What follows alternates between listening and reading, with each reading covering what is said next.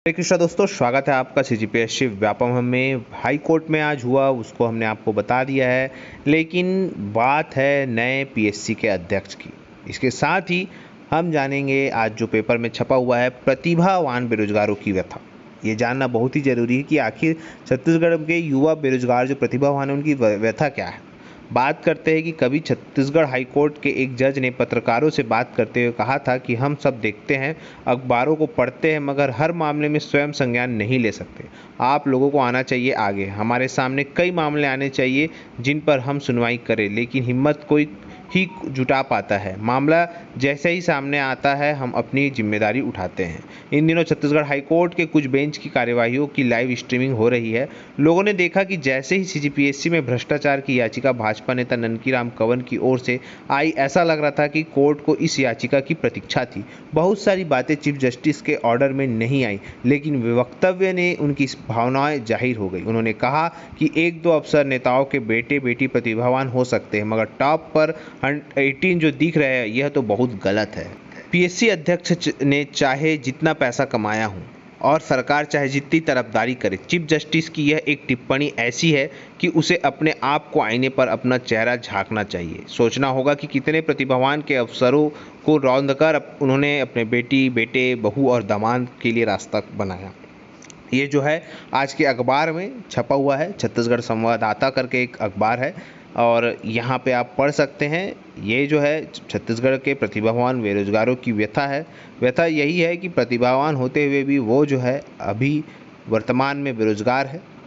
यहाँ पे देखने वाली बात है कि आगे क्या होता है। फिलहाल यहाँ पे आज जो हाई कोर्ट में हुआ उसका हमने लाइव स्ट्रीमिंग जो है वो इसके पहले वाले वीडियो में आप जाके देख सकते हैं। उसको हमने पूरा उसमें बताया है कि किस प्रकार से आज छत्तीसगढ़ हाई कोर्ट में सुनवाई हुई और बहुत सारी चीज़ों पर जो है क्लैरिफिकेशन मिला और इसके बाद अगली सुनवाई हुई। यहाँ पे देखिएगा, यहाँ बताया गया कि पीएससी घोटाला हाईकोर्ट के अगले आदेश तक नियुक्ति नहीं। बताया गया कि पीएससी चयन से संबंधित याचिका की सुनवाई उच्च न्यायालय के समक्ष की गई। महाधिवक्ता कार्यालय से प्राप्त जानकारी के अनुसार राज्य सरकार ने न्यायालय के समक्ष जो कहा है कि भैया हम ही इसमें जांच करेंगे और फिर हम ही जब तक जांच नहीं होगी तब तक यथास्थिति बनाए रखेंगे और उसके बाद कोर्ट में भी जो है जांच के बाद हम लोग उत्तर दे देंगे, ऐसा खुद सरकार ने कहा है। तो ये एक अच्छी बात भी है, लेकिन कहीं ना कहीं यहाँ पे युवा बेरोजगार यही कह रहे हैं कि इसकी जांच सरकार क्यों कर रही है। इसकी जांच एक स्वतंत्र एजेंसी करनी चाहिए, जो बेसिकली अगर हम बात करें रिटायर्ड जज जो है उनकी एक कमेटी बनाकर इसकी जांच की जानी चाहिए या अन्य संस्था को इसकी जांच का आदेश देना चाहिए, क्योंकि राज्य सरकार ही जांच करेगी तो ये एक प्रश्न चिन्ह खड़ा हो सकता है। फिलहाल यहाँ पे देखने वाली बात है, आज यहाँ पे एक और चीज़ें सामने आई हैं, बहुत सारी चीज़ें। देखिए यहाँ पे बताया गया कि सीजीपीएससी में हालिया भर्ती को लेकर हाईकोर्ट में बुधवार को सुनवाई हुई है। कोर्ट ने सवाल उठाया कि ऐसा क्या संयोग है कि चेयरमैन और नेताओं की बेटी और रिश्तेदारों का चयन हो गया। कोर्ट ने पूछा कि क्या ये सारी नियुक्तियां हो चुकी है। डिवीजन बेंच ने उसकी नियुक्ति पर रोक लगाने के लिए कहा है। वहीं सरकार की ओर से खुद जांच कर जवाब देने की बात कही गई है। मामले की जो अगली सुनवाई है वो 5 अक्टूबर को है, मतलब आज से लगभग 15 दिन बाद जो है इस केस की फिर से सुनवाई है। और ये जो है अभी छत्तीसगढ़ में हाल ही में जो है ये एकदम हॉट टॉपिक बना हुआ है। हॉट टॉपिक बनने का कारण यही है, गर्म मुद्दा कारण ये है कि छत्तीसगढ़ पीएससी में प्रतिभावान छात्रों का क्या, क्योंकि अभी हाल ही के पीएससी में पेपर जो चेक हुआ है उस पर भी सवाल उठाए जा रहे हैं। बात यह है कि कोर्ट में आज क्या क्या हुआ अगर हम बात करें तो चयनित प्रतियोगी में कहा कि 5 नियुक्ति हो चुकी है। ऐसे में रोकना सही नहीं। कोर्ट ने उनकी नियुक्ति को छोड़कर शेष लिस्ट की नियुक्ति पर रोक लगाई। यह तथ्य अभी सामने आया है कि जिस नितेश सिंह को पीएससी चेयरमैन टामन सिंह का बेटा बताया जा रहा था वो सरपंच रहे राजेश का बेटा है।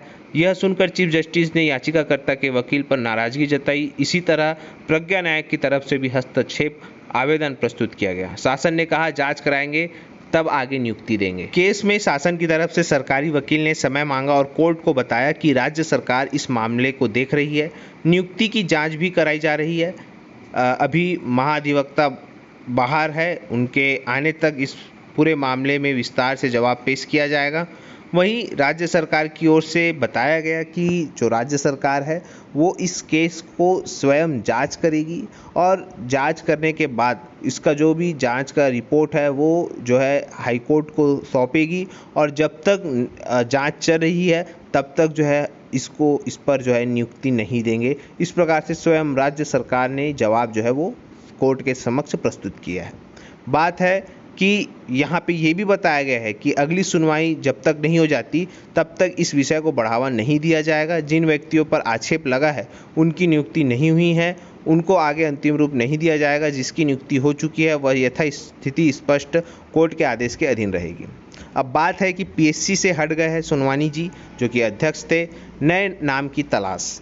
इधर हाईकोर्ट में बहस चल रही है और उधर पीएससी के चेयरमैन की तलाश तेज हो रही है। टामन सिंह सोनवानी ने रिजल्ट जारी होने के दूसरे ही दिन पद छोड़ दिया था क्योंकि भर्ती विवादों में आ गई। नए अध्यक्ष की नियुक्ति को लेकर सीएम सचिवालय तक फाइल पहुंच गई है। इसमें रायपुर कमिश्नर संजय अलंग, रीता सांडेल और जीआर चुरेन्द्र के नाम की भी जो चर्चा है वो तेज हो रही है। तो कहीं ना कहीं 3 अध्यक्ष के पद की रेस आगे है। अब फाइल पहुंच चुकी है और बहुत ही जल्द जो है वो इस पर फैसला जो है वो हो सकता है। अब आने वाले समय में क्या होता है ये तो देखने वाली बात है, लेकिन जाहिर सी बात है सरकार की मंशा भी यही है कि एक ब्यूरोक्रेट्स जो है वो जो है इस पर अध्यक्ष बने और अध्यक्ष बनने के बाद जो है पीएससी का जो मामला है या पीएससी की जो साख है, जो दांव है, ये अब इनकी साख को बचाना